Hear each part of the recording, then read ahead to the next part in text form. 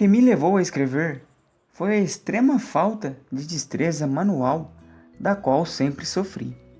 Atribuo essa fraqueza a um defeito físico que eu e meu irmão herdamos de nosso pai. Temos somente uma articulação no polegar. A articulação superior, a mais afastada da unha, é visível, mas não passa de embuste. Não podemos dobrar o dedo neste ponto.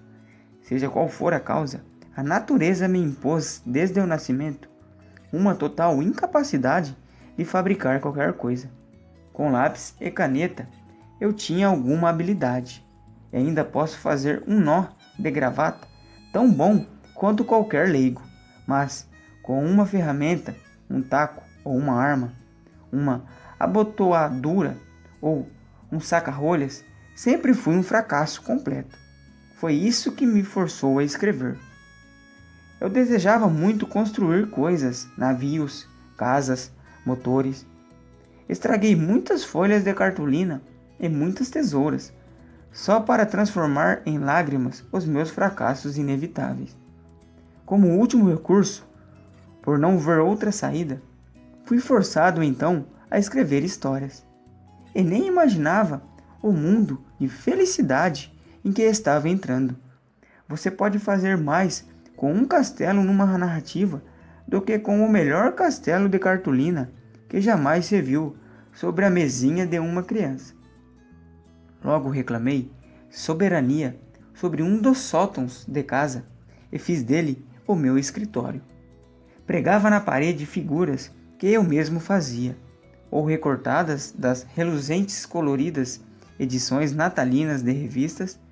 Ali guardava minha caneta e o pote de tinta, os cadernos e o estojo de tinta. E ali, que ventura maior pode ter uma criatura que gozar o deleite com liberdade? Ali escrevi e ilustrei minhas primeiras histórias, com enorme satisfação. Havia uma tentativa de combinar meus dois principais prazeres literários, animais vestidos e cavaleiros em armaduras. Como consequência, escrevi sobre ratos cavalheirescos e coelhos que cavalgavam em cota de malha para matar não gigantes, mas gatos. Mas cedo, o espírito do sistematizador se fez presente em mim, o espírito que levou Trollope a elaborar tão incessantemente seu Bardsherry. A Terra dos Bichos, que entrava em ação nos feriados em que meu irmão estava em casa, era uma terra dos bichos moderna. Precisava ter trens e navios a vapor, para ser um país que eu pudesse partilhar com ele. Como consequência lógica, a Terra dos Bichos medieval, na qual eu desenvolvia minhas histórias, tinha de ser o mesmo país num período anterior. E, é claro, os dois períodos deveriam estar ligados apropriadamente. Isso me levou do romance à historiografia. Passei a escrever uma história completa da Terra dos Bichos. Embora ainda exista mais de uma versão dessa instrutiva obra, jamais consegui devolvê-la até os tempos modernos. Os séculos exigem um pouco de recheio, quando todos os eventos precisam sair da cabeça do historiador. Mas um elemento da história eu ainda recordo, com algum orgulho. As aventuras cavalheirescas que enchiam minhas histórias eram, na história, mencionadas só de passagem, e o leitor era avisado de que podiam não passar de lendas. De algum modo, mas Deus sabe como, eu já percebia até que o historiador deve adotar uma postura crítica em relação ao material épico. Da história, a geografia foi um pulo. Logo havia um mapa da Terra dos Bichos, vários mapas, aliás, e todos razoavelmente coerentes. E como a Terra dos Bichos precisava ser geograficamente ligada à Índia, do meu irmão, este país teve de ser retirado do seu lugar no mundo real. Fizemos dele uma ilha, com a costa norte correndo ao longo da encosta setentrional do Himalaia. Entre ela e a Terra dos Bichos, meu irmão rapidamente inventou as principais rotas dos vapores. Logo, havia todo um mundo ali, e um mapa desse mundo que exigia todas as cores do meu estojo, e as partes do mundo que considerávamos nossas, a terra dos bichos e a Índia, eram cada vez mais habitadas de personagens consistentes. Nos meus devaneios, eu como que treinava para ser bobo, mas ao mapear e redigir os relatos sobre a terra dos bichos, eu treinava para ser romancista. Note bem, romancista e não poeta. Meu mundo inventado estava repleto, para mim, de interesses, agitação, humor e personagens, mas não havia poesia nem romance nele. Era quase que espantosamente prosaico. Assim, se usarmos a palavra imaginação num terceiro e mais elevado sentido, esse mundo inventado não era imaginativo. A outra bênção foi meu irmão. Embora tivesse 3 anos a mais que eu, jamais me pareceu um irmão mais velho. Fomos aliados, para não dizer cúmplices, desde o início. Ainda assim, éramos bem diferentes. Nossos primeiros desenhos, e não consigo me lembrar de uma época em que não desenhássemos incessantemente, já o revelavam. Ele desenhava navios, trens e batalhas. Eu, quando não imitava os desenhos do meu irmão, desenhava aquilo que nós dois chamávamos de animais vestidos, os bichos antropomórficos da literatura infantil. Sua primeira história, como irmão mais velho, ele me precedeu na transição dos desenhos aos textos. Chamava-se O Jovem Raja. Ele já tinha feito da Índia seu país. A terra dos bichos era minha. Creio que nenhum dos desenhos que tenho daquela época data dos primeiros 6 anos da minha vida, que agora estou relatando, mas os vários que ainda guardo não podem ser muito mais recentes. Analisando-os, parece-me que meu talento era maior. Ainda bem novo, eu conseguia retratar o movimento, figuras que pareciam realmente correr ou lutar, e a perspectiva era boa. Mas em nenhum dos desenhos, nem nos trabalhos do meu irmão, nem nos meus, vê-se uma única linha traçada segundo uma ideia, por mais tosca de beleza. Há ação, comédia, invenção, mas não se vê a menor aptidão para o desenho artístico, e nota-se uma chocante ignorância das formas naturais. As árvores aparecem como bolas de algodão, espetadas em postes, e nada indica que um de nós dois soubesse a forma de qualquer folha do jardim em que brincávamos praticamente todo dia.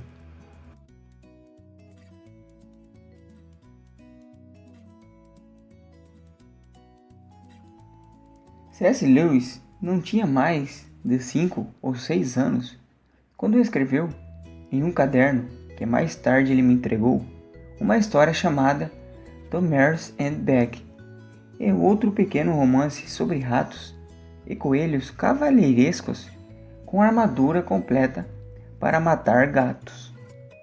Embora seu interesse pelo romance, particularmente do tipo fantástico e sobrenatural, tenha permanecido por toda a sua vida, talvez seja mais do que coincidência que, quando sua mãe morreu em 1908, embora ele tivesse apenas 9 anos, suas composições começaram a refletir mais e mais os interesses e a conversa adulta de seu pai, que era advogado do Tribunal da Polícia em Belfast. Mais tarde, Lewis diria em sua autobiografia, surpreendido pela alegria, que foi uma extrema inabilidade com a mão, devida à deformidade hereditária de ter apenas uma articulação no polegar, que o levara a escrever. Isso é uma coisa. Mas a evidência do puro prazer que ele encontrou ao escrever sugere que essa propensão teria sido tão difícil de sufocar como seria reverter a rotação da Terra. A maioria das histórias ainda inéditas que Lewis começou a escrever quando tinha cerca de 6 anos e continuou até os 15 anos era, em primeiro lugar, sobre seu mundo imaginário da Terra dos Bichos e os animais antropomórficos que nela habitam. Com o tempo, seu irmão mais velho, Warren, selecionou a Índia como o país dele. Então, para que fosse um mundo compartilhado, a Índia foi retirada do lugar no mundo real e colocada ao lado da Terra dos Bichos. Ambas se tornaram assim, no tempo, o país de Boxing. Pouco depois, os mapas de Boxing incluíam as principais rotas de trem e navio a vapor, uma das contribuições de Warren. Murray, a capital, já tinha seu próprio jornal, e assim, de um sótão cheio de brinquedos infantis comuns e potes de tinta, surgiu um mundo quase tão consistente e autossuficiente como se encontra nos romances do imaginário condado de Barsetshire, escritos por Anthony Trollope. Assim como as primeiras lendas do rei Arthur e sua corte cresceram para incluir histórias dos cavaleiros da Távola Redonda, assim, uma leitura sistemática das histórias de Boxing, profusamente ilustradas pela pena de Lewis e cobrindo mais de 700 anos, revela um crescimento semelhante. O interesse do jovem rapaz era, em primeiro lugar, o de um historiador de boxing. Com o passar do tempo, ele se voltou para escrever romances e biografias em que os personagens principais se tornam proeminentes. A obra-prima de Lewis é Lord John Big. Esse sapo nobre já é o pequeno mestre, ou seja, o primeiro-ministro quando o encontramos em Boxing. Ou Cenas da Vida Citadina Boxiana, escrito em 1912. Mais tarde, ele teria a própria biografia, The Life of Lord John Big of Bigham, A Vida de Lord John, o Grande de Bigham, em 3 volumes, ou cadernos, composta em 1913. Há muito para admirar sobre Boxing. Lord Big é um sapo de imensa personalidade, e eu o considero quase tão inesquecível como Rip Chip, o rato, e como o brejeiro, o Paulama das histórias de Nárnia, os quais eram, como Lewis me contou, seus favoritos. Não há nada que sugira que o autor teve de elaborar a fim de tentar preencher seus enredos cuidadosamente construídos, e o humor, embora mais contido do que o que encontramos nos trabalhos escritos anos depois, é inconfundivelmente do tipo de Lewis. E ele estava treinando, sem saber disso, para ser um romancista. Mas, como o próprio Lewis admitiu, em Surpreendido pela Alegria, Boxing é vazio de poesia e romance. Eu acho que pode surpreender o leitor dos livros narnianos saber o quanto isso é prosaico. Para ser justo, deve-se ressaltar que isso foi, em parte, intencional, já que, como Lewis falou mais tarde, abre aspas, quando comecei a escrever histórias em cadernos, tentei adiar todas as coisas que eu realmente queria escrever, até pelo menos a segunda página. Pensei que não seria como um livro para adultos se ele se tornasse interessante de pronto. Fecha aspas. Acima de tudo, as histórias de Boxing são marcadas, entre outras coisas, pela política, algo que Lewis veio a detestar na vida adulta. Afinal, isso o manteve amarrado por muito tempo.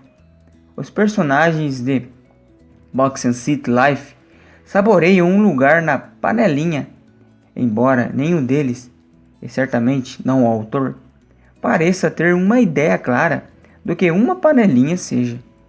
Isso não é surpreendente, pois, como Lewis queria que seus personagens fossem adultos, ele naturalmente os fazia se interessar por aquilo que ele sabia serem assuntos de adulto, e a política, como Lewis e seu irmão me disseram, era um assunto sobre o qual ouviram muito de seu pai e de seus contemporâneos.